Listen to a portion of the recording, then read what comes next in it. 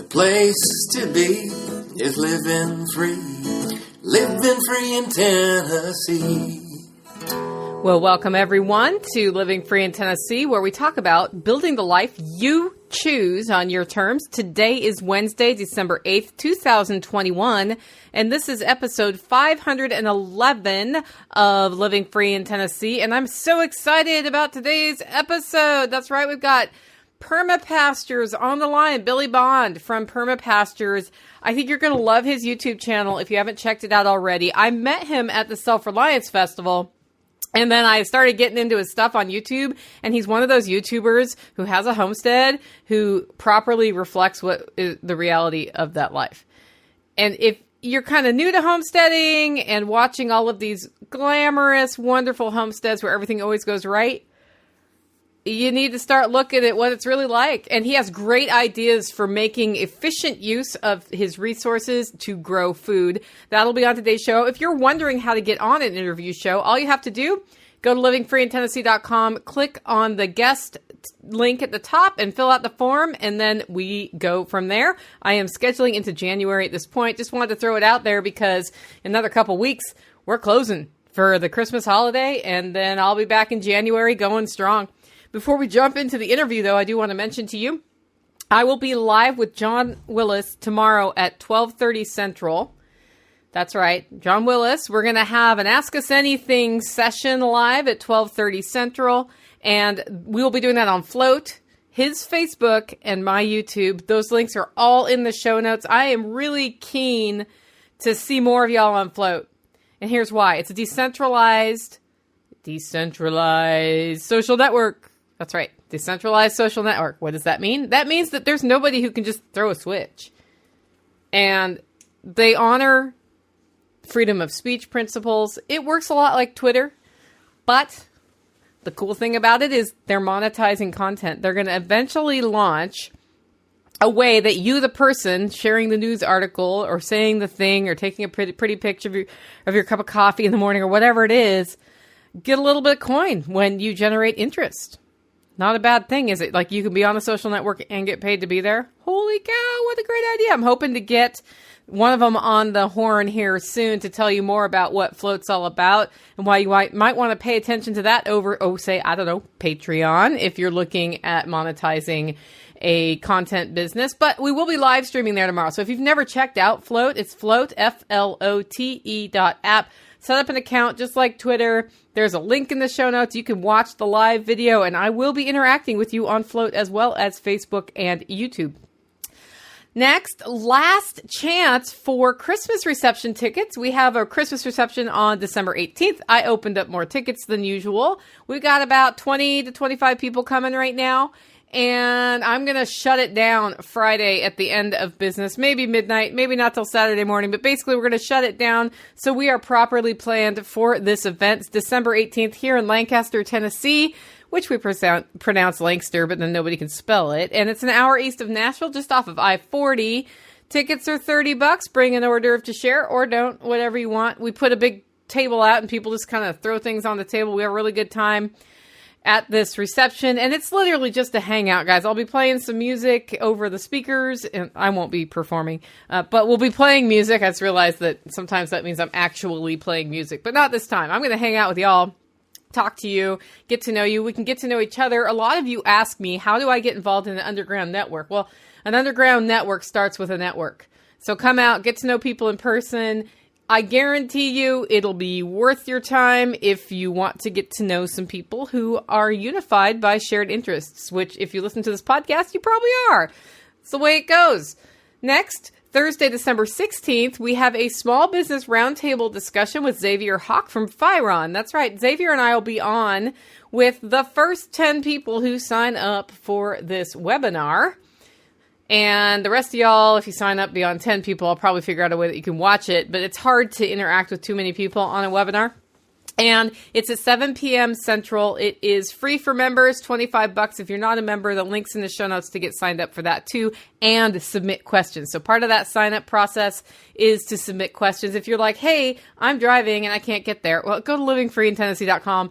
you'll find the link to sign up for that webinar there. And of course, members, if you log in, it's on the membership portal. With that, it is time to go into the main content of today's show, main topic, which is food freedom with Billy Bond. Now, when he submitted his guest form, what he thought we were going to talk about was butchering and his chicken tractor on steroids process, which is a way to raise chickens for meat or eggs without buying feed. That piqued your interest? Piqued my interest. Well, here's what happened. That submission came in before the Self-Reliance Festival in October that I was at, and I didn't see it. Yeah. Sometimes when you get overbooked, like I've been since early October through about a week ago, and then of course now it's Christmas rush with the coffee, sometimes things slip through the cracks, and that one did. And I was going through my entry forms on the back end of the website to see who have I responded to, who have I not responded to. I need to get the link out for scheduling. What often happens is people fill out my guest form. I say, great, use this link to schedule your interview. Let me know if those times don't work, and I'll see what else we can do. And they never answer me, and they never schedule their interview. I don't know if they get scared or my emails are going to spam, but a number of you have put in for guest appearances and not answered. The other thing that happens is somebody says, oh, I think it'd be great to hear, Vin Armani on Nicole's show. And they fill out the form. And then Vin doesn't know it was filled out. And I reach out to Vin and he ignores it and thinks it's spam. If you're going to fill out the form for somebody because they're not willing to actually try to make themselves look good by telling me 5 or 6 questions to ask them that they can answer that will craft the content of their interview to make them look as good as possible, which is stupid. When I can tell people what to ask me on an interview, you can bet I figure out what my point for that interview is and give them questions. But if they're not willing to do it and you did it for them and they don't know you did it for them, don't do it. Don't bother doing that on my website. Those people don't answer. They don't show up. I've got 5 I can tell were done by some sort of marketing PR firm where they just pasted the same thing in there. It's nonsensical. They didn't bother to look at the form and the purpose of the form and fill in that information. And then a couple of them, I was like, well, that might be an interesting interview anyway. No answer because I got the email of the person. The person doesn't know who the heck I am. And they shouldn't be on my podcast at that point. Let's be honest about it. Well, Billy's not that person. He filled out his form properly. And I don't know what happened, but it went into outer space. And then I got back from Jack's and I'm like, whoa, I need to interview Billy. And I by that time I'd met the guy. And he's like, family you meet when they're not family yet, but you meet somebody and you're just like, this person is badass. I'm going to like this person. That's Billy. That's Billy and his son. I met them both at Self-Reliance Festival. We had a great time. We didn't get to talk too much because we were at an event and you end up talking to a lot of people at events. So this interview is really the first time we've gotten to just sit down and talk about stuff. He is passionate about freedom. He is passionate about relationships. He is passionate about community. And oh, by the way, he's figured out on his homestead how to get all his food from his homestead or his community. I just had to be quiet to let that sink in. He's figured out how to get all his food from his homestead and his community. Do you know what that means about supply chain issues when he runs into those? None. And it's healthier, guys. So I was super excited because the more people that do things like Billy does, and he's openly sharing how he does it, the more people who learn how to process their own animals so they don't lose 40% to the butcher instead, which is bad. That totally just happened to me. I bought a lamb from somebody and it was 60 pounds and we got less than 30 pounds of meat back. Less than 30 pounds of meat. That's bullshit. I know. I process animals. You pull all the ground off. You cut up the steaks. You do the roasts. There's organs. This one had organs. Of that less than 30 pounds, we had organs. That was hanging weight, by the way, so they'd already been eviscerated. That butcher is not somebody I'm fond of at this point. In fact, I'm probably not going to buy any more sheep from that source unless I'm able to butcher them myself, because that meant my purchase was $20 a pound for this thing by the time I got the meat, which is bad. And I was really excited because it was high quality meat. Well, the butcher went home with the butcher share. And that happens in this field. We'll talk about that in this episode a bit. But we're also talking about food freedom and why learning some of these skills are important. Even if you discover, hey, I don't want to do this long term, but I need to know how to do this, because every so often it's pig processing season. The butchers are all full, like the processors are all full, and there you are with a pig ready to process. Now what do you do?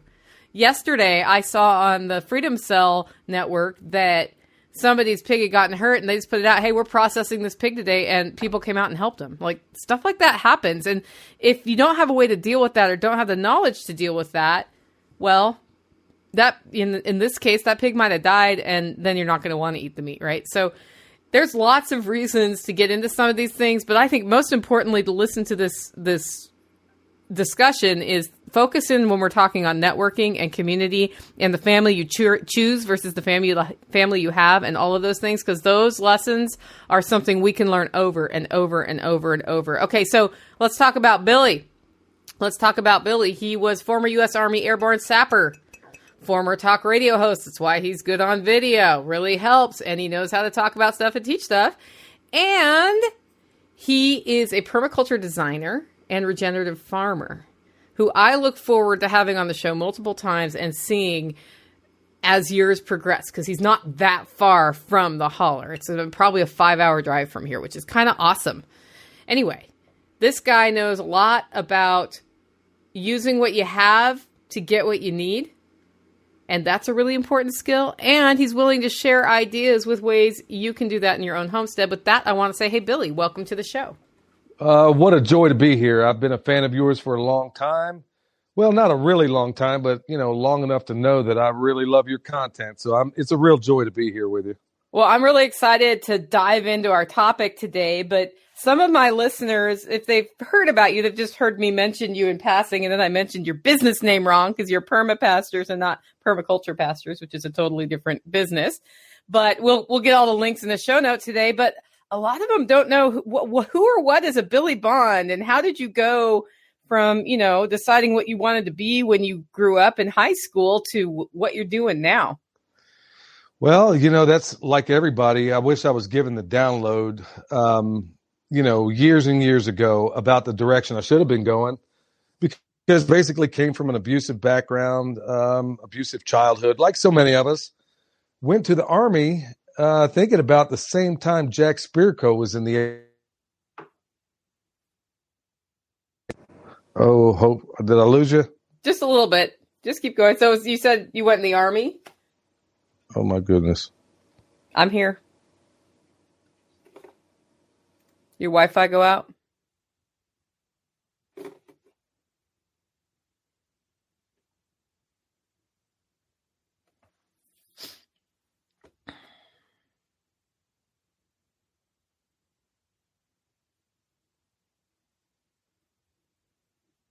I think I lost you. Okay, so just tell us who or what is a Billy Bond? Oh, okay. Yeah, well, a Billy. I don't think up until now anybody knew my last name, but it's out there now. Oh, do you want me to take that out? No, it's all good. It's all good. It's perfectly fine. Typically, yeah. Well, anyway, I don't need pseudonyms anymore. Anyway, grew up in a crazy household, very abusive. Really didn't have a whole lot of direction in my life. So it seemed to me going out of high school that the best option for me was to go into the Army. And honestly, it can be a good and a bad thing. It was one of the best and worst decisions of my life. The worst, I would say, because, I allowed myself to become a robot for a while, but the best also because I met some of the best friends I've ever made, and also met my wife there. So she was also a soldier. So got out of there, and once again, find myself on the outside with, once again, very little direction. But I ended up getting myself into the electrical trade, got into the apprenticeship, became an IBEW electrician, spent a lot of years doing that. But along the way, especially in 2008, it was actually happening before then. I was starting to ask critical questions about everything around me, things I was told, things I had long held and believed. And that led me to people like Ron Paul, led me to a number of other people. And then I think what really kind of got me to the position where I am today, where I really saw farming, permaculture, all of this, preparedness, I found all of that as a means. Actually, the direction I should go after 2008 really is when I put foot to butt in figuring that out, because during 2008, I mean, we nearly starved to death. You know, I'd already been asking these questions and diving a little bit into the farming and permaculture world, but it wasn't until 2008, when everything kind of fell apart back then, that I said, okay, this is without a doubt the most secure way of feeding my family and going in the direction I wanted to go. And that's exactly what, and so from 2008 is when it was full steam ahead from that day until the present day. And honestly, it wasn't a decision that was made out of fear or concern so much with the status quo. It was, and I'll use Jack Spirko's, his little tagline there. It's a way to live if times get tough or even if they don't. And honestly, I've never been happier. Things have never gone better for me. There, of course, like everybody else, there have been ups and downs, but honestly, this is a journey that that I wouldn't trade for anything. And I love where I am right now. Well, that's good. You know, it's funny how for a lot of us, it takes a really big downside to realize, holy crap, the way I'm living my life and doing this, the status quo is built for failure, and I need to do something different. So it sounds like that's what happened to you. Amen. I mean, I think it happens to so many of us, but it's not until you really find yourself in what I call the crucible of really, really hard times that you can either wake up and smell the corruption or fall asleep drinking the hemlock. So you got a choice. You can go right back into the matrix, or Plato's cave, as I like to call it. Or you can say, okay, I live in a place where I can literally wake up one day and say, you know what? This is the direction I'm on. I'm basically following somebody else's lead. And I can literally say in that same day, you know what? I don't like that. I'm going to make a whole new tact and direction for my life, which is exactly what I've done. And I think, you know, knowing a little bit of your backstory as well, I suspect we kind of have parallel journeys. And I think a lot of us on this road kind of do. It's why the first time I ever physically met you, I felt just like I do with so many other people that are in this space. Cause I met you at the Back to the Land festival. And it was funny is that you almost feel like you're kindred spirits just at the very moment of meeting you. It's the introduction period isn't even necessary, because I feel like so many of us have kind of found ourselves on this same journey. Would you concur with that? Yeah. Well, and I think, so it kind of goes to shared values. And by that, I don't mean how you worship, if you worship, and those sorts of things, but the shared value of prioritizing life and health and self-reliance and empowering others around you. It's those things that are most important, not the political details of one side or another. And we usually find when I meet new people, whether or not we're exactly aligned on all of the other big life questions, it doesn't matter. We can talk about it, right? And we can agree to disagree, or we can challenge each other. And that starts feeling like a family reunion every time you find more people.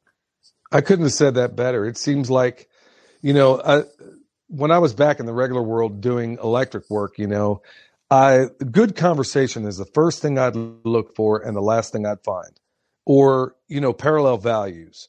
And it didn't matter. And it's just funny in these certain gatherings that you just it kind of falls into place in a way that I don't even have the skill to describe.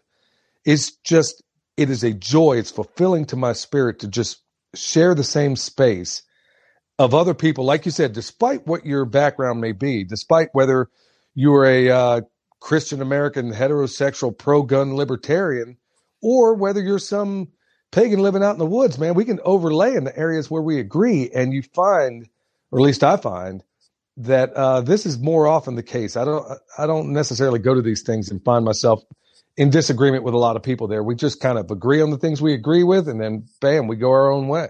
Yeah. And you do your thing, and you support each other's right to choose their life. That's right. I couldn't agree more. I mean, you only find it in these certain pockets, which I more and more seek to try to find. I mean, especially as I live something as a hermit lifestyle back here, it's kind of tough to do those things. So I'm really selective these days about the gatherings I go to. But at the end of the day, it is a real joy to be able to meet people like yourself and a number of others and be able to cross-pollinate in the areas we agree and just kind of, dismiss the things where we disagree. Yeah. Well, because a world without opinion and diversity of opinion is a world that doesn't grow. And that means people, if we all agree 100%, we have a problem. That's right. When you're green, you grow. When you're ripe, you're rot. Yeah. A friend of mine wrote a song. It was together we fall, divided we stand was his line.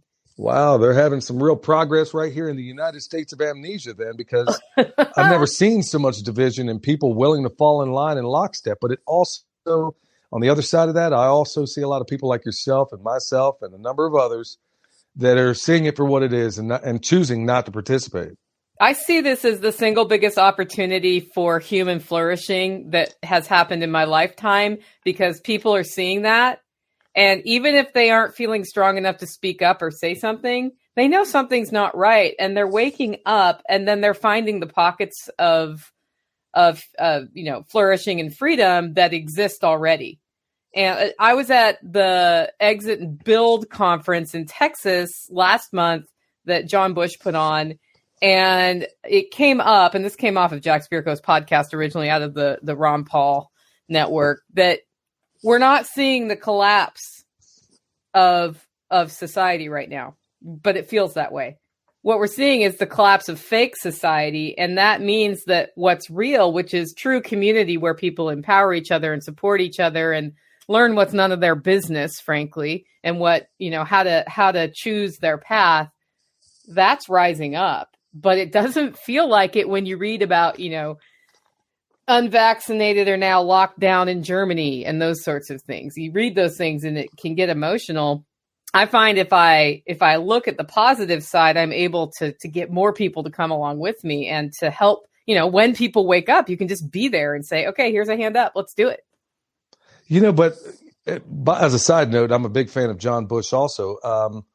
Met him one time, extraordinary guy, wonderful ideas, really great instructor and teacher in a lot of ways also. But, I guess kind of piggybacking on what you said there, if it weren't for, and I'll go back to what I said a moment ago, this crucible of really hard times, we probably wouldn't have even had the impetus to make the transition that you described there. There would have been no motive if it was just, business as usual, pre-apocalypse or whatever anybody chooses to call it.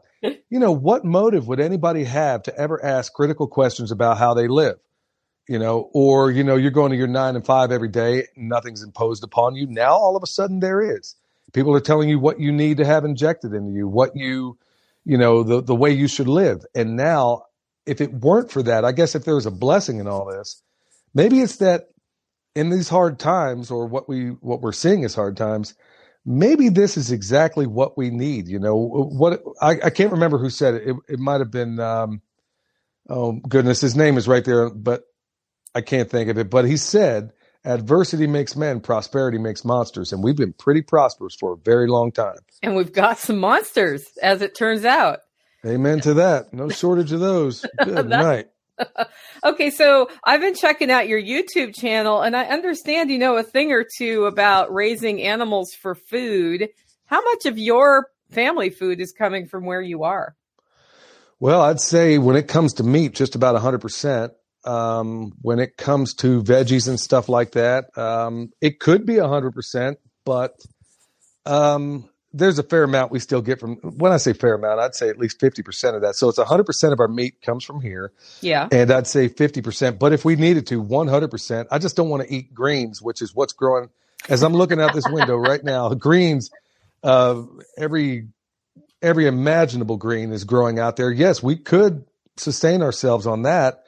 And then 100%, it seems to me that a lot in the preparedness circles, a lot of what's forgotten, and I try to focus on this and I try to teach it too when it comes to animal husbandry, is, you can find protein in nature. You can find carbs in nature, but the hardest thing to find is fat.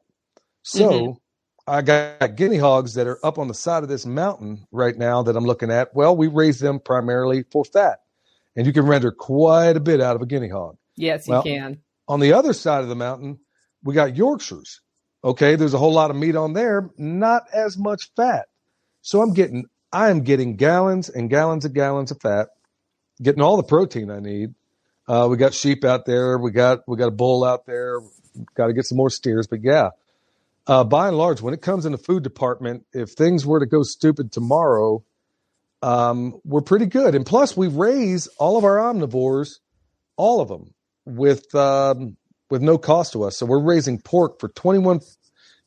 People think I'm lying when I say this. In the video when I did the dollars and cents, yeah, I told them 31 cents because I didn't think anybody would believe what the real numbers were. We raise them for 21 cents a pound. That's and pretty awesome. All of our chickens we raise for probably free. Actually, we make money on the chickens we raise because, we use a method called the chicken tractor on steroids. We've developed it. And so anyway, we're producing all of our food, 100% of it if we wanted. But it's a real joy. And I'm trying as best I can. And it seems like as of late, a lot of people are jumping on board through the YouTube channel wanting to learn these methods. Yeah. And I'm trying as best I can to scream them from the rooftop. But by and large, as you probably know, most YouTube channels, people that are serious about doing this lifestyle, it seems like they gravitate to the very popular YouTube channels where people seem content to have babies at gas stations when the hospital's just down the road from you, or this other gratuitous vulgarity that everybody seems to engage in. That's the most popular thing, which, I'm not going to engage in that. I'm going to stay on what I'm doing, slowly build if that's what's meant to be, and teach all the people who are serious about this lifestyle and teach as many as I can, before things get totally stupid. It's funny. I'm going to ask you to tell me what the chicken tractor on steroids is. But first, observation about that sort of vulgar, headliney, clickbaity approach that is influencing so many people's minds right now. I've been trying to train Google News, like news.google.com, to see if their algorithm really does learn what I want by being very careful about what I click on. And at this point, it is 1% something I might want to read, like a well-balanced article about something, and 99% stories about like couples that are fighting with each other, or trysts, or questions about inheritances, and that woman throws child down toilet and flushes. Like, why am I being shown stuff like that? But that's where it's going. And that's after me trying to say, I want well-balanced articles on, topics of interest to me. Nope.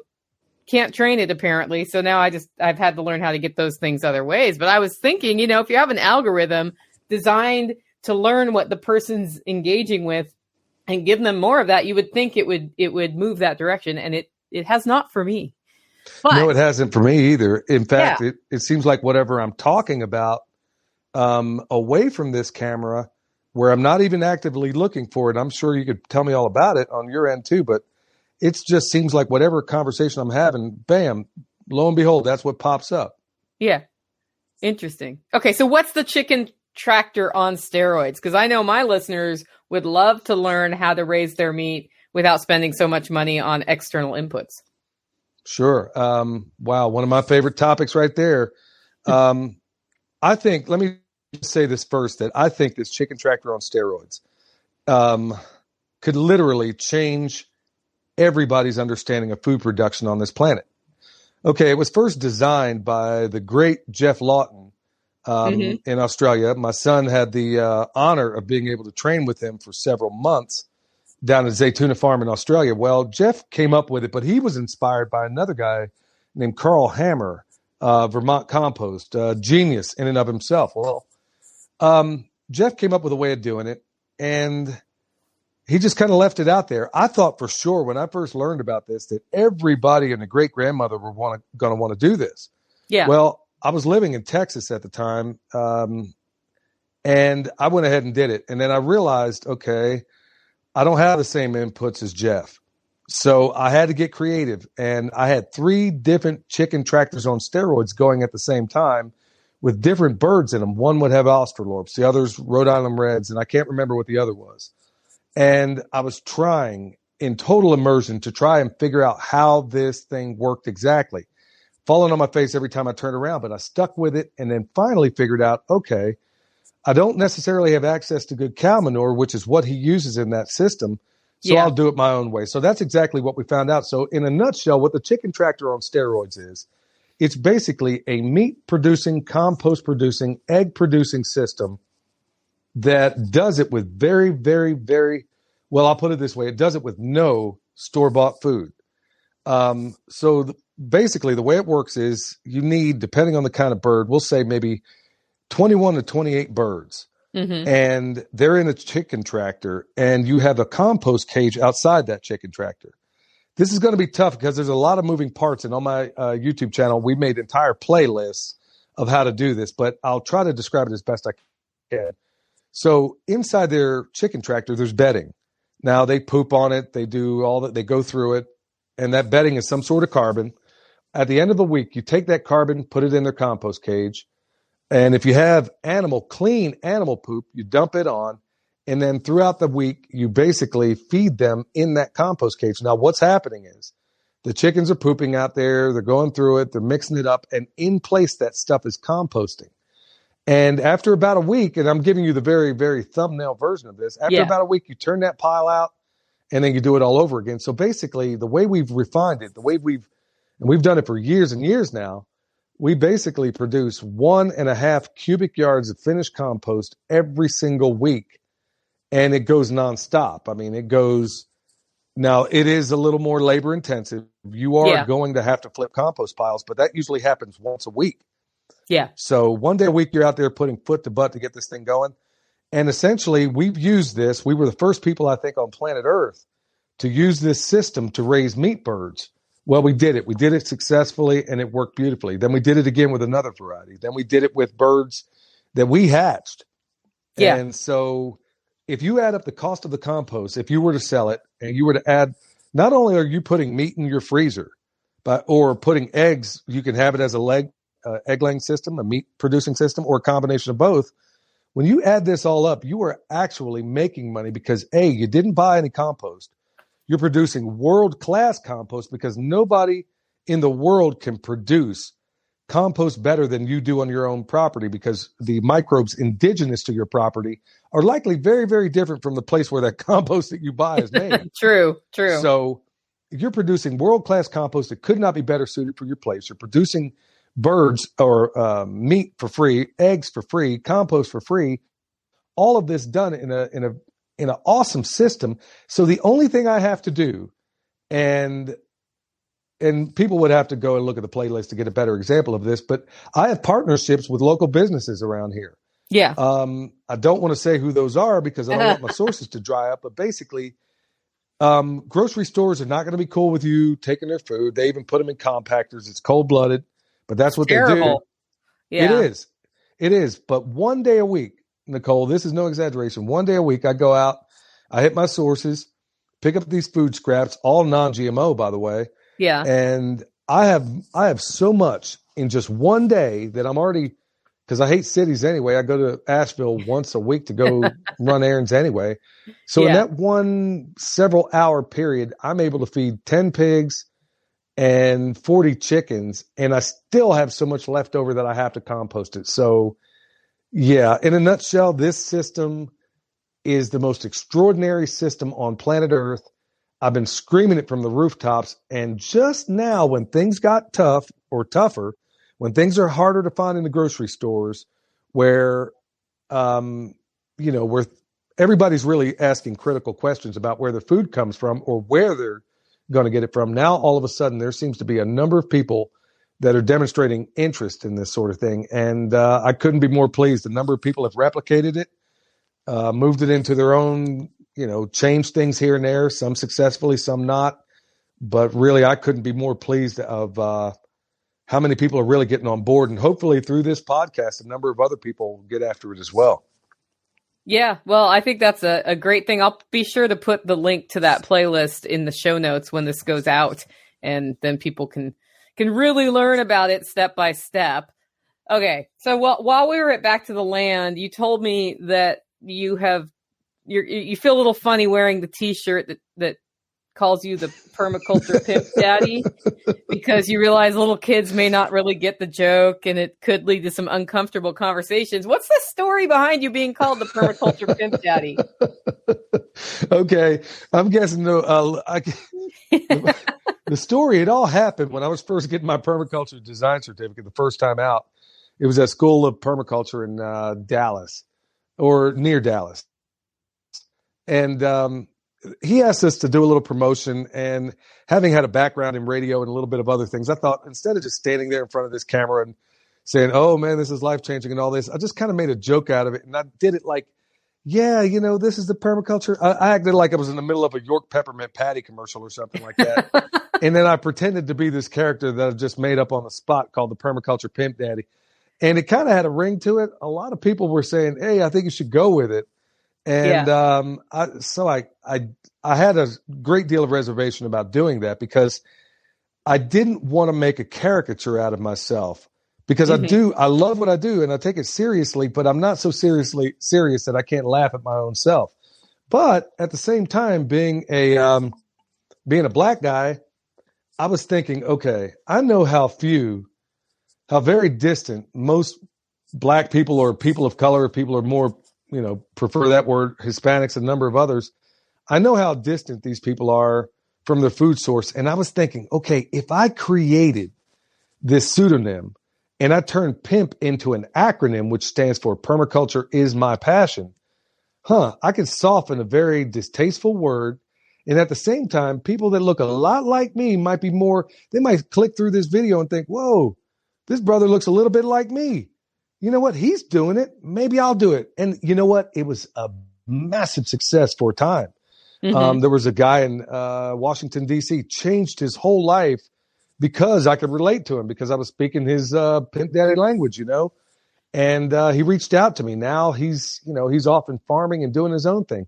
So the impetus was to not be like every other homestead channel, which by and large are largely milquetoast, to try to maybe create a little edge in a way that black folks would say, you know what, I can kind of relate to this guy. He might be a little bit funny too. So I used it at that time. And then it wasn't until I was in a store.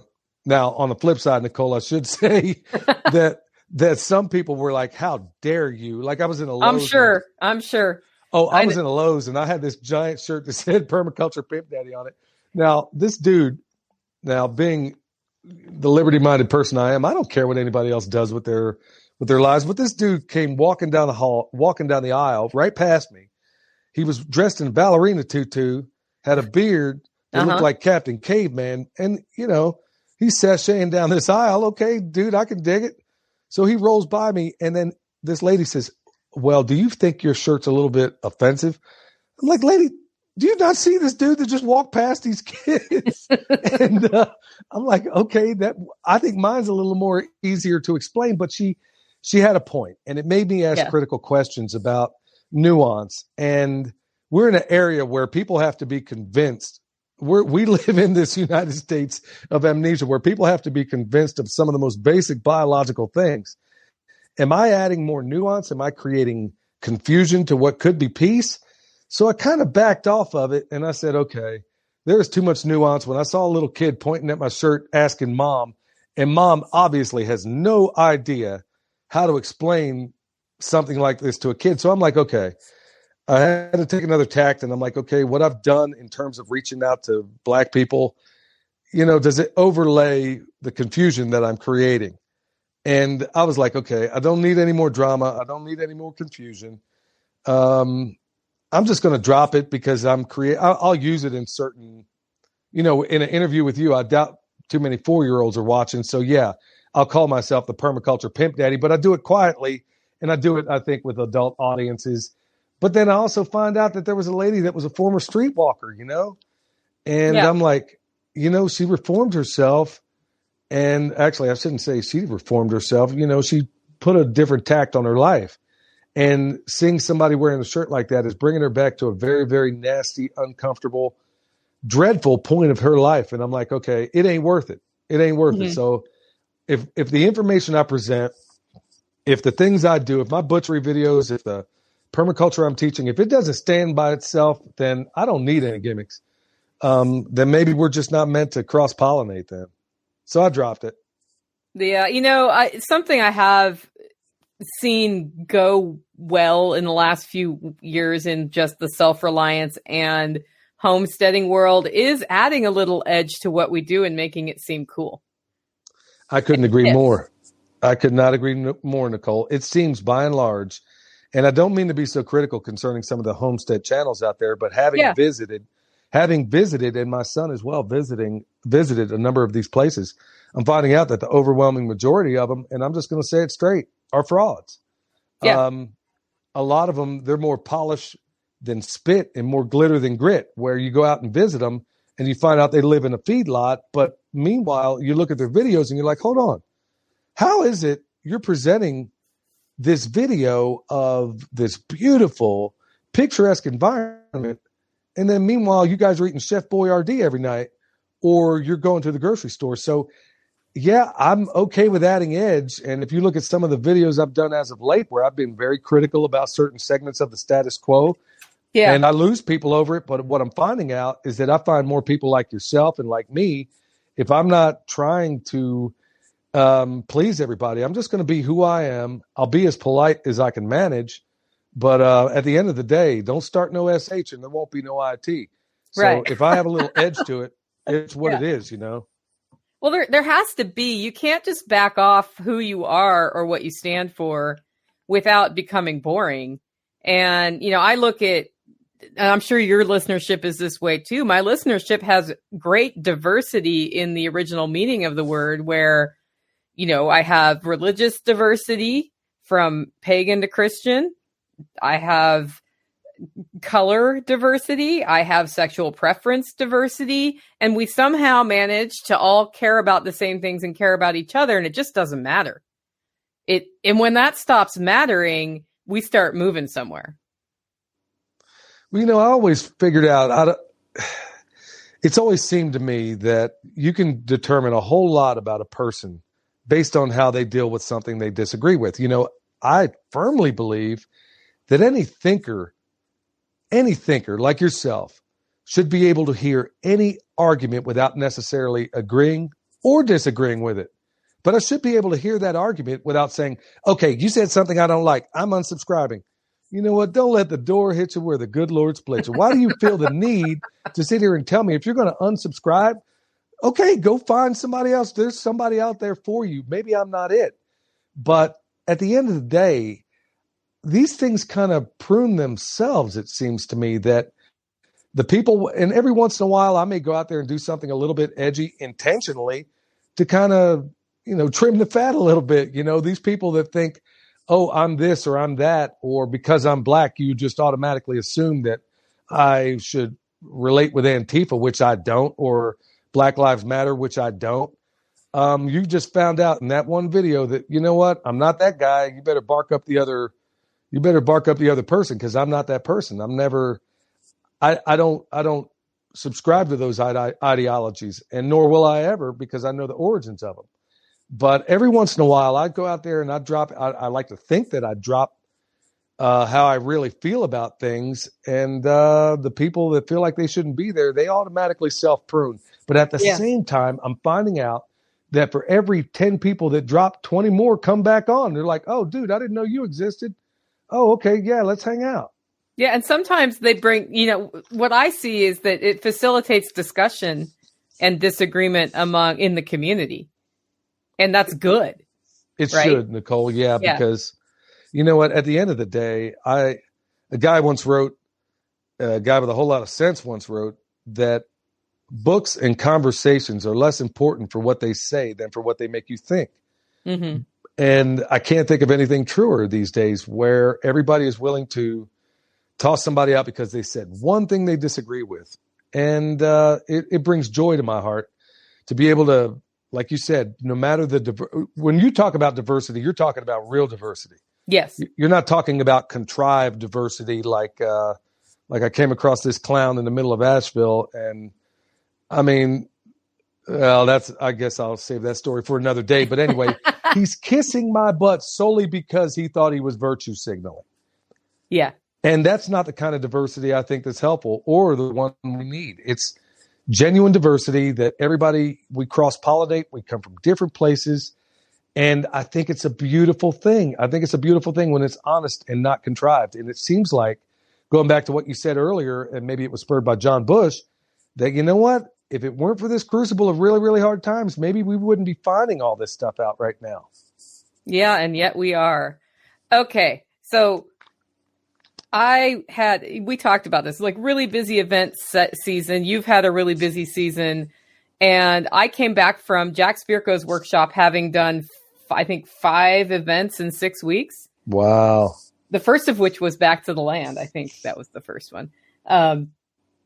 Just, you can imagine, exhausted. And what I had in front of me 5 days after getting back from Jack's was a turkey processing workshop.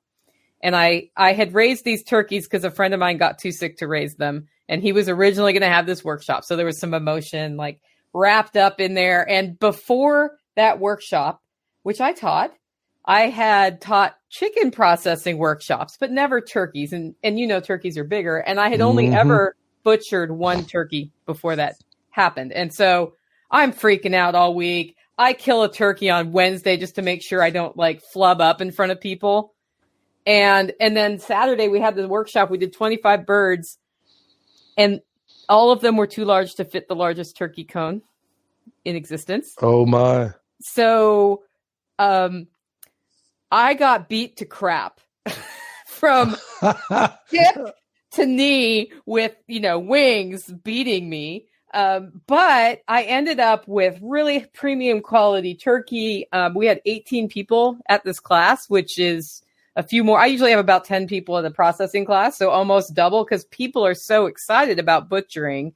What are you seeing in that department because you did a great pig butchering class at Back to the Land. And I understand you're going to be doing some sheep today, later or tomorrow. Tell me, why are you going down that path and what are you seeing? Sure. Okay. Let me start with what I'm seeing. And by and large, in a lot of these homestead channels, and I'm going to keep beating them up because I think it's a mistake, is you'll see them bring in some highfalutin butchers, which is how I was trained. I was trained at the local pig in Kansas City and trained by extraordinary chefs. I'll go back to that in a minute. But what I'm seeing is all of a sudden, well, let me back up even further. There's basically 3 types of butchery. There's homestead subsistence butchering, there's butcher shop butchering, and then there's high-end fine dining butchery. And all of a sudden, over the last 3 years or so, I've been seeing the lines being blurred, where at these homesteads, they hire these highfalutin butchers to come out, and they show them how to make very, very sophisticated, complicated cuts. Well, you're learning all this before you learned how to break down a pig. So you're learning how to make prosciutto, capicola, mortadella, head cheese, all this other stuff. And then if you go back, there is not a single bit of instruction on, hey, like you just said a moment ago, Nicole, you got to first dispatch that animal before you get to that point. So essentially, you're teaching people how to slam a basketball before they've learned how to dribble. And I've been very critical of that lately, especially now that times become more and more consequential. So butchery. I think it's very important at this time to start from the very, very basics. Like you said a moment ago, first you got to know how to dispatch the animal. And then depending on the animal, let's say a pig, you want to learn how to either you can scald it and scrape it, or you can gut and skin it, which is the method I prefer. Because 9 times out of 10, you're going to see, that's part of what's going on in this homestead movement, where a lot of people are out there scalding this thing. Well, how many pork chops have you ever eaten in your life that had the skin attached? 0%. Exactly. How much bacon have you eaten with skin attached? So you're adding another step unnecessarily from where I'm standing. So you're going to skin it anyway at some point, unless you're making country hams. I see no reason to do that by and large, but that's what's become in vogue. So what I'm saying, and what I've been teaching as of late in the most basic butchering classes, I know how to do all those things. I know how to do the high-end methods, but that's not what I'm covering. Just like it Back to the Land, I'm showing them the most basic method of breaking down a pig, a sheep, a cow, a goat. It works with any 4-legged creature, this same method of breaking it down into primals and subprimals and then getting into your cuts. We start there, and that's all I'm doing. So in the future, what I plan to do is start something of, there used to be an apprenticeship for butchers. Now, I want to kind of bring that. That's where I would like to go with that. And in the future, would like to partner with you and a number of others where, okay, step 1, let's learn how to gut and skin this thing. Step 2, let's break it down into primals. Now, okay, after that, on a homestead, what do you need? You need sausage. You need to know what to do with all that grind. You also need to know if you have, bacon, if the pig, if you're doing a pig or even a big sheep, you might have bacon. Or even a cow. There's cow bacon, beef bacon. I've never done that, but that sounds tasty. It's different. It's big and it is tasty. But these are the fundamentals that I think people should learn. Let's not talk about high-end charcuterie techniques until you master that. And I know you would agree with me. Yeah. Right. So, but somehow the cart is being put before the horse. And what I'm trying to do, and at Sow the Land the other day, I did a couple of pigs for them. I don't care what you're asking. As a journeyman electrician, I've never had an apprentice come up and say, well, I know this is what we're doing today, but I want to learn this. No, I'm the journeyman here, and you don't know what you don't know. So we're going to start with where I know that you need to learn, which is break down the animal, know how to do your cuts, put those away, know how to preserve them. And you teach, you're a professional at pantry management, I know, because I sat through your class. Yeah. When people weren't talking to me, but everybody was talking to you. Yeah, and I was trying to get off to the side, but know how to keep this stuff, preserve it, do it at the most subsistence and homestead level. Then we could talk about the high end cut. So what I want to do, in a nutshell, is take butchery back to the basics. Start something of apprenticeship school. Once I know you master A, B, and C, then we'll move on to high end sausage making. Then we'll move on to how do you make capicola. Then we move on to, pâtés and all these other things, That's where I think butchery should be going, especially in these times. But it seems like I'm swimming upstream against a lot of the very, very popular YouTube channels out there. If you're watching me, you're going to learn the basics, just like I did the other day with a deer. A lot of people just rip out the back straps, rip out the tenderloin. Well, I showed you how to make T-bone steaks with a deer. Yeah. Showed you how to make ribeyes with a deer. Showed you where the capicola is on a deer, the best muscle group on any animal, and most of us turn it into grind. Try to get it back to the basics, and it is a joy because ever since Back to the Land, Nicole, this is a real joy for me. I was having a really bad day a couple of weeks ago, and there was one of the people that sat through the class. Yeah. And she sent me a video, and I was floored of her husband teaching his own class with the methods that I taught him.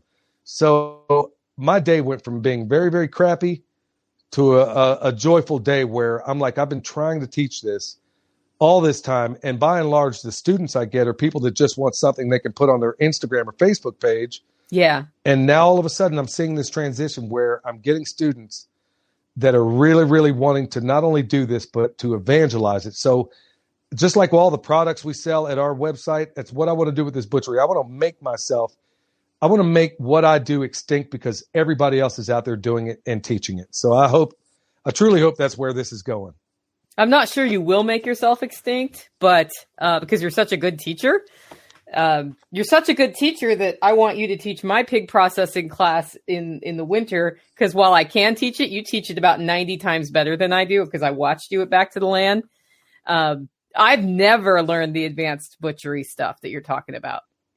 I've done some charcuterie, but I haven't done anything crazy because, as you said, when I have a pig, I break it up and I make what I'm going to make. And the only thing I really focus on is ham and bacon as far as curing. That's beautiful. That's all you really need at a homestead, but also the two hardest things to find in this world. And I know that you can attest to this based on the conversation we had before this. Two hardest things in the world to find is an honest mechanic and an honest butcher. Yeah. And you have some experience about that as of late. Yeah. So, and I need to text the farmer because I think she thinks I'm mad at her. But I bought this lamb that hanging weight was around 60, 65 pounds. And I have maybe 30, maybe 29 pounds of meat total. That includes the 2 legs, by the way. Wow. The 2 legs bone in. It's not like it was all ground up. And so I said, did some cuts fall out? What happened there? What I have found, and this is why I prefer to butcher when I have the time for it, especially venison, right? Because you may not know this, or it depends on which podcast you've heard, but there are hunters in the area who will just put venison in my outside fridge that they've skinned and quartered. So they've done the hard part. Oh, and my. yeah, it's great. And then I just cut up the rest of it and I keep 25 to 50% depending on our agreement, because they don't want to deal with making the ground and bagging it and vacuum sealing it and all of that. So that's how I get venison. I get so much more meat than on those couple of times where I've had to bring a deer to a processor, like many pounds more of ground. Let me tell you how it goes down at these processors, because not only did I work at the local pig, I have exposure to some of these other places. Well, let's just say you bring in a cow. Okay, well, there's some steaks you don't get back. One's a teres major, teres minor. There's a spider steak at the end of the hip. There's a whole constellation of steaks you don't get. When you take in a deer, same exact thing. No matter the animal you take in, there's a really good chance that you're getting back somebody else's animal. And I'll give you a prime example. You take in a pig, and there was this one processing place in Kansas I know about. You take in your pig, you get him back 3 days later. Well, how on earth did you cure bacon in 3 days? You didn't. No, you didn't. Even with nitrates and nitrites, it didn't happen. So they gave you somebody else's animal. That, honestly, Nicole, was my biggest impetus to learn this for myself, because I was sick and tired of taking in animals and getting back somebody else's stuff. Like, why did I raise this thing in the way that I did if I'm getting back somebody else's stuff? Plus, what I learned from some chefs, I had the very good fortune of learning under some chefs that became butchers. They were they worked in Michelin star restaurants, and they knew the very, very high end, and they saw my enthusiasm. And unlike the other hipsters, I mean, I got it, I was in my 30s at the time, and they had a lot of hipsters, a lot of drug use going on in there. And they were just floored that I was willing to A, work for free to get this knowledge. Yeah. And B, I worked twice as hard as the people that were getting paid. So it got to the point where they were paying me in meat, which is better than money in my book. Same. Yeah. Yeah. So I learned all the little tricks. Your skirt steak, 9 times out of 10, you don't get that back. Yeah. And either the butchers are stealing it. That's why, like in the latest video that I did of deer butchery, people are probably, I hope they're going to look at this and realize, okay, you know what? If you take a deer in, the weight you get back should be about a third of what the hanging weight was. A third less, like 2/3, right? That's right. Yeah. That's right. So you should knock off a third. And also, if you get back a ton of ground, now I'm not blaming processors for this part. Yeah. It's just 9 times out of 10, they are never, ever, ever going to cut that thing in the way you can cut it. Because you know what? I can ask myself, like, oh, do I want more grind here? Do I want more roast? Do I want more steaks? And so like this deer I cut up the other day, after I was all said and done of a full deer, I had 14 pounds of grind, because the kid asked if I could turn just about everything in the steak. He wanted as little grind as possible. So out of the entire deer, I turned this entire thing, and it can be done. I even gave him deer ribs out of it, which you'll never get back from a processor. No. There's so many different things that you can. And deer like stock is tasty. People say it's terrible. And it's like, no, boil those bones. I'm doing it right. It's funny you mentioned that, because the deer I processed the other day, if you roast those bones, and the ones I like to do most, because I take the foreleg and I take the shanks and I basically make ossobuco out of them. I cut them, roast them. If you roast them first, it makes a massive difference. If you make your bone broth with roasted bones as opposed to not roasted, makes all the difference in the world. So that's what I did with that. And then also the bones, the femur and the other bones that I use, I make a product called bone sauce, which is, in my opinion, the best deer repellent on planet Earth. So that's one of the products we sell, and it's a byproduct of just good butchery. How cool is that? Yeah. Use everything. That's right. And when you put this stuff out, and when I use deer bones with this bone sauce, or what Sepp Holter, the guy who originally made the world aware of it, they call it bone salve in his book, but the instructions aren't great. So we invented a process to make these bones in the world's best deer repellent. And when you put it on your fruit trees, they're not coming back for 30 years, which is a double-edged sword, because if you live in a place like I do in the mountains of Western North Carolina, I put so much of this stuff out that we have no deer, we have no turkeys, so I got to hunt elsewhere. Yeah. So, but the cool thing is that now the problem is the solution. So now I've taken those bones, made something, like you said, is delicious, and at the same time make a product that keeps deer, any kind of browser, away from my fruit trees for a very, very long time. I wonder if it would work on my goats. I don't know, unless now if I had goat bones, I could probably, if you want to work with me and send me some, I can't even believe I'm going to ask you this, but if you want to send me some goat bones, or I've mailed a goat head around the country. Why not bones? You send me some goat bones, I could probably make some bone sauce out of that, and we'll see what happens. Yeah. I would love to be able to. In fact, you'll have to send me your contact. That I'd like to see if the mixture I have currently works on that sort of thing. So I'd be happy as a professional courtesy to send you some and let me know if it works on your goats. Yeah, we could try it. You don't Absolutely. have to professional courtesy me though. We could like trade coffee beans. Okay, I can dig that. Yeah. I can dig that any day of the week. I love good coffee, and it's hard to find. It is hard to find. Well, it's not hard for me to find, but that's a totally off-topic comment. Okay, so, I had this idea. I'm going to run it by you. I was gifted a commercial chicken plucker and a propane scalder, which the plucker could do 4 birds at a time. The scalder, I don't know how many chickens it could do at a time. It did my 40-pound turkeys just fine. And that happened right before the workshop that I did. And so now I have great facilities, and I have students who have taken my chicken classes and know what to do. And I have students who've taken the turkey class. I've been thinking about just getting it set up and rent access to the people who I can trust to not, pull their fingers off by using a plucker or screw up my scalder by turning it on when there's no water in it. That's where I think it might be going, where we're teaching, and maybe you can rent access to your facilities to people you trust. I think we had something of a communication breakdown. I missed half of what you said there. Oh. There was some sort of interference. The idea is this. I have students who have taken the class, and I have really awesome equipment here. And my idea is to start renting access to it for them to use to process their stuff. Oh, absolutely. There's a guy, actually 2 guys I know that are doing that very thing right now. And how cool is that? They rent it out for $50 a day, and it stays rented to the point where there was one guy that was having a hard time for his own processing because he had this thing. He got his schedule wrong. And the good thing is that, this thing will not only pay for itself. How cool is that as a little side hustle? You're being a blessing on their end, and it's a mutualistic relationship. I can't think of a better way of going about it. But there is a double-edged sword to that. I made a chicken plucker once out of a washing machine. I let a guy borrow it. Yeah. Now, that's not the easiest thing in the world to use. And no.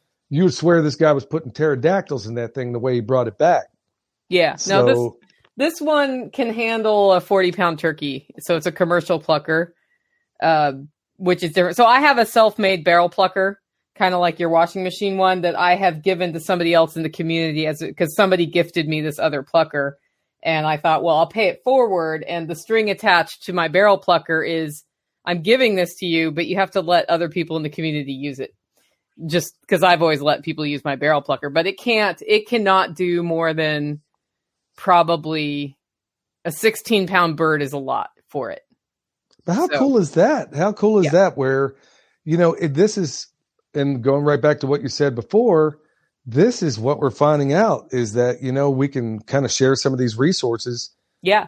You got bone saw, or I got bone sauce, you got coffee, you have a plucker, I have this, that if anything, this crucible of really hard times is proving is that we are going to have to engage in more of this, which is wonderful. I mean, how beautiful is that?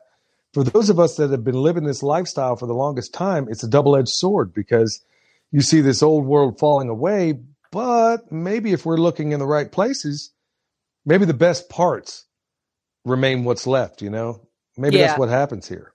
Yeah, and I think, I've started a series on underground networking because we need to support each other. And underground networking is not a new thing. And as governments get more outrageous and abusive, underground networks get stronger, but they were always there. The example of the chicken plucker sharing that goes on in our network here, that's just an underground network at work. It's nothing illegal. It's not nefarious. It's just people who've established trust and communicate with each other. I get a lot of emails, people asking me how to join the underground network. And the answer is start going out and talking to people and meeting people and establishing trust. And you don't join it. You just eventually you'll find yourself in it. Ain't that the truth? I mean, it's this voluntarism on steroids that I think is going to emerge out of all this, because there are those of us that aren't going to play along, who don't like the status quo, who haven't liked it for a long time, or have maybe suffered it as a result of trying to keep up with the Joneses. And you realize, look, this is not the way that everybody tells me on TV and otherwise, and the way I was raised, maybe even the way my parents are behaving. Maybe that doesn't work for me. Maybe does it make sense to go in a ton of debt for a vehicle? Does it make sense to go in a ton of debt for a home that you can't afford? Does it make sense to go in all this nonsensical, when I can promise you, Nicole, and I bet you would probably agree, the $3,000 truck that I spent cash money for years ago, which still runs, needs repairs every once in a while, the guy that just bought that $70,000 automobile almost certainly is not happier than I am in my paid off $3,000 broke down truck. Yeah. Well, so, I found out you have to have two vehicles so one can be broken down. That's been my big epiphany for the last. Oh, yeah. That's then exactly you don't have the to way fix we roll. it the same day. That's exactly right. That's you just hit the 2 is 1, 1 is none. Exactly. But in our case, 4 is 1. And there's always, like you said, there's always one. Like right now, my son's Subaru is broke down. Oh, no. But we got 3 others we can use, and like today, one of the projects I was going to do, I got this EMP shield that I'm going to install not only on the house, but on the vehicles. But, it's yet another thing, if one vehicle quits for whatever reason, you got that backup. But it's also what we're seeing is that now people are leaving their jobs. They're saying, okay, you want me to, you want to impose certain restrictions or require me to do certain things. Okay. I'm not going to live that lifestyle no more. You know what? Maybe I'll forward up with a couple of friends of mine.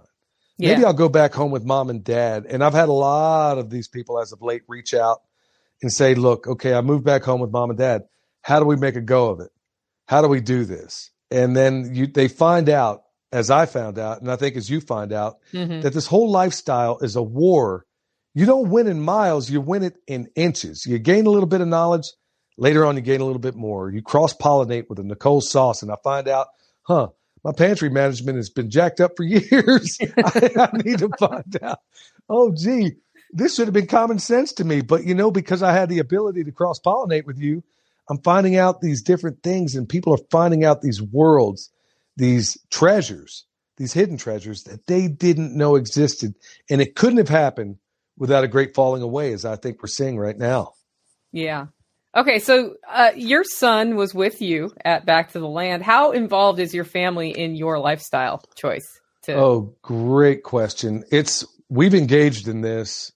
Let me back up a little bit. He had a full scholarship, academic scholarship to college. Mm-hmm. He spent about a semester doing that and then realized, you know what?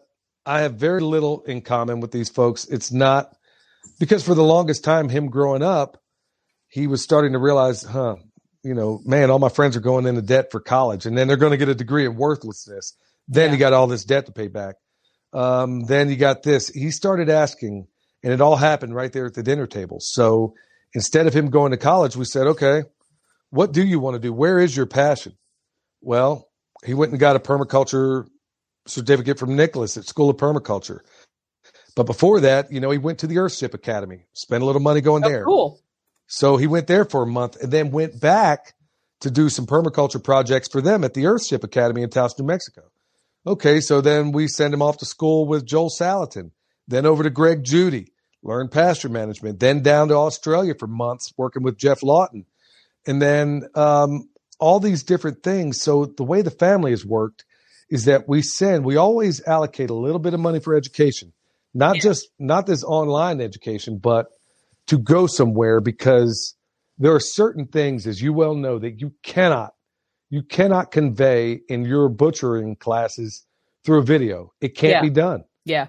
It's impossible. So he spent his own money to get an education in something that he enjoys.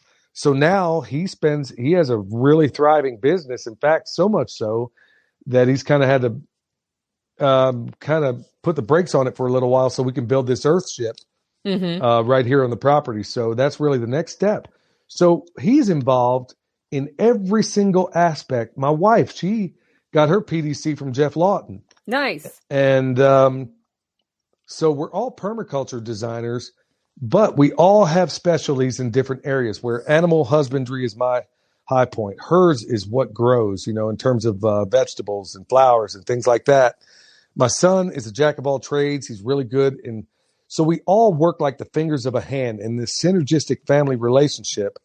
And now we're able to aid one another and we cross-train one another. Like my wife goes to Greg Judy School, comes back and trains us in what we haven't been doing right or the things that go well. My son goes to Jeff Lawton and comes back here knowing how to make compost probably better than anybody I've ever seen in my life. I go somewhere and I come back with this information. Oh, hey, I learned a little better method on how to get those on a little bit of charcuterie, all these things. And then we cross-train one another where I'm not as fluent in compost making as my son, but I'm conversational. Right. And so we're getting to the point now because we're building a place that was very run down. They had tons of cows in a small area. And so now we're bringing it back and we're doing it responsibly with all these methods. So the family, all of us have our own specialties, but we're all conversational in what the other person knows. And so now we're getting to the point where, okay, do we want to do classes? I was going to kind of ask you about that, maybe off camera. I've done some here and there just to see. I've done classes before. I've never really charged for anything. And I was wondering, okay, is this a viable business? It seems that we're making products. We sell comfrey. I'm wanting to make products that make us where they buy it once and they never have to come back again. Mm-hmm. That doesn't sound like a sustainable business model for most, but I'm hoping people recognize that, hey, I am selling products and I'm doing things to make myself extinct. I want to make you so self-sufficient that you no longer need me, that you no longer, and I'm hoping it resonates throughout this community. But at the end of the day, the family is the core structure and we are expanding it. So now we have extended family in the form of people like down the road. We have Justin from Metcalf Mills. He's one of the few people on planet Earth, and he just happens to live a quarter mile down the road that makes these water mills that grind wheat, grind corn. Yeah, how cool is that? And he's like 38 years old, and he is one of the most sought after people on the planet when it comes to stone mills, but he's a neighbor of mine. So now we help him with his project where, we're out there helping, work sorghum. And it's turned out that he's like another member of our family, and we're a member of his family. He had a family member that passed away recently. And in this mountain culture, I had no idea that we were going to be invited to literally dig the grave and prepare the body. Mm-hmm. So it was a unusual, but a tremendous honor to be entrusted with such things that many people can't understand. But you know what? One of life's greatest injustices is the inability to pick your own family. So you can. That's the thing. People, it's really easy. How cool is that? So I got a feeling that over time, you and I are going to be some derivation of family. Justin and I, family. Yeah. People down the road that I've met that have different skills. They have a for example, right now I'm wiring up a house for friends down the road that have a wood mill. I don't have a wood mill. Prices are through the roof. Well, all in exchange for wiring their house, guess what they're doing? They're giving us all the lumber we need to make the Earth ship. How cool is that? That's great. So it goes right back to this community that you talked about and making our own family where, you know what? Hey, y'all, there's people in this community that go out here and they hunt deer because they have to, and they couldn't give two fat rats about what anybody's hunting regulations are. Also true. Also true. But I'm finding out that they're a family in pockets. So yeah, to answer your question, my family plays an enormous role in all of this because there is such a thing as permaculture divorce. Because if you're not on board, you know what? You can find yourself going different ways, but I'm finding out not only is my family central to all this, I'm finding out that I had family that I'm creating. And I can't think of a more wonderful thing, especially when you consider the family I came from. Yeah, well, that's great because you're setting a foundation for generational wealth. How cool is that? Where you have a foundation in family, you understand that you can choose your family, and you are not duty bound actually by blood, in my opinion, if somebody is abusive to continue supporting them. Absolutely. In my family, we put the funk in dysfunctional, believe me. I mean, and then you also find out that, they say blood's thicker than water, but I'm found out that money's thicker than blood sometimes. It is sometimes thicker. That depends on the family. But that doesn't mean, give your family the middle finger if they're not into permaculture. But you will find as you build the life you want that you attract people of similar priority and they become like family. That's totally what's happened around me. Well, I've also found that I found stinkers as well. And I found people that were, eventually you have to wind up saying, when you find those people, despite how much it must hurt, you have to say either get loose or get lost. Yeah. Because at the end of the day, I'm running a farm here. And if you're out here, if you're an albatross on me, or like there was a guy here in Nashville, my son's out there just out of sheer altruism, helping him get all squared away. He has something of a platform in local Asheville with a podcast.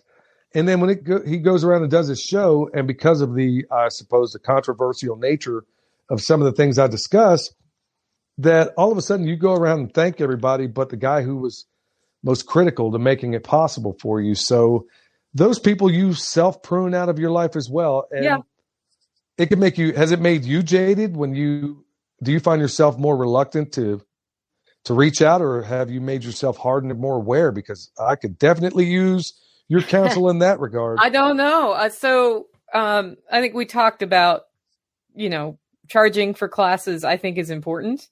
And that weeds out a lot of problems. I find that it's much easier to comp somebody who I know needs to be comped than to go the other way, right? So I think we homesteaders need to reevaluate our relationship with money and not be ashamed of it. Money's okay. We all need it at this time. If our economy changes, we'll need something else. A good trade is always a good trade. So that's one thing. But I think what has worked in my community is that a lot of what we do revolves around doing things. So I call them a community of doers, not takers. And when we get a taker, they become so uncomfortable because they're expected to work and they don't want to work that they just disappear. So we've had a couple things happen that went way beyond the line where it should go. But I've gotten better at identifying that sooner and just cutting it off. And you have to get emotionally okay with just cutting it off, even though it's not nice. It's also not nice when somebody is hurting you all the time and doesn't give a shit. Excuse my French. So if you cut it off, they can't hurt you anymore. But really, I think because the community has been organizing as doers and positive, when somebody who's stuck in the negative or somebody who's a user comes in, they tend to just disappear again. It's weird. Like, as I said, we do have occasionally, I have to actually have an uncomfortable conversation with somebody, but usually they're just gone. Wow. So they self-prune. I haven't had the good fortune of that. I've had to, as of late, it seems, I've prayed to the good Lord that he puts the good people around me and prunes the ones out of my life. And some of those are family sometimes. Yeah. I mean, just because they're family doesn't make them good for you. So you have to or at least I've noticed that I've had to titrate the amount of time that I spend with them, because if you live with or around a person that engages in constant negativity, whether you like it or not, it does bleed into you. Yeah. You are the people you hang out with. Ain't that the truth? And I'm hoping, and it's been a real joy as of late because of, conferences like Back to the Land. I've met some extraordinary. I was already listening to your podcast before, and I didn't even know you existed. I'm like, well, where's she been my whole life, man? You know, where I had no idea that I'm hearing you talk, and I'm like, okay, I resonate with that, resonate with that. But I wouldn't have found you had it not been. It was one thing to hear you through podcasts, but to meet you in person was extraordinary, because I'm like, okay, man, I feel a lot less alone. Yeah. In this world, knowing that we may not agree on everything, but really the core and fundamental things, like, man, there's a whole lot we do agree on. So how cool is that? Yeah. Well, and that's why I encourage even our introverts, because I am an introvert, get out and go to things. And because why you're uncomfortable in crowds is usually because you're in the wrong kind of crowd. And when you get to these more genuine events, you find you may be uncomfortable for the first 20 minutes, but you'll find somebody to talk to. And then you're like, oh my gosh, I'm not a weirdo. Everybody else in the world is a weirdo. And that's there's helpful. some weirdos out there. We're herd animals. Like, we need it. Oh yeah, there is that, but there are also some weirdos like at the Back to the Land. Oh yeah. Last thing I expected was a guy. I'm thinking, okay, I don't have that many followers on YouTube, but what I didn't expect were the people. By and large, everyone was absolutely wonderful. But then there's always this outlier. And for some reason, those are always the people you remember, where I'm like, yeah, hey, bro, can you excuse me for a minute? I need to run to the bathroom. And he says, yeah, I'll go with you. I'm like, what? No. Yeah. And then I'm like, hey. That's my time. Yeah, dude. I'm like, okay. And then later on, same guy, I'm like, hey, I need to go make a phone call. I got to call my wife. We don't have service out here, so I need to go to this building over here. I'll go with you. I'm like, whoa, hold on, bro. You know? Yeah. So, well, and that's just, you need to tell those people. That's where it's like, okay, I need some time alone, and I'm sorry to be blunt about it. You know, love you, but gotta go. Yeah. See, you have a lot more experience in that sort of thing. I've been pretty content with being a hermit for so long that when I go to these things, I'm not as equipped. Because honestly, I live in pretty big isolation by and large. And I get out once a week to go to town, which is too much as far as I'm concerned. And so I have limited exposure to a lot of people. So when I do, some of it can be a little bit jarring at times. So maybe, like you said, maybe I need to do more of it, because people may think because you have a platform that you're an extrovert, when by and large, I have got to have that me time to me, no matter. No, and I imagine you need it too, because at that Back to the Land thing, it was fantastic, but I would have to take at least 20 minutes and just kind of go somewhere off. Not that I dislike anybody. It's just, I got to kind of sort my own brain out a little bit. Yeah. You're thinking about stuff you need to process. That's just, it is what it is. So you got to build that time in. Okay. So we're getting on the hour timeline here. So if people want to follow your channel, support what you're doing, how do they do that? Sure. I know we have a little bit of stuff at Instagram. My son kind of manages that. If you need a consultation or something, he can probably get you in there. We got a YouTube channel. We got a website. We sell comfrey and bone sauce, and we're going to have other products in there as well. In the future, we're looking to collaborate with people like Nicole and do some. What I'm really loving is evangelizing this information and having people that are serious about producing and processing your own meat.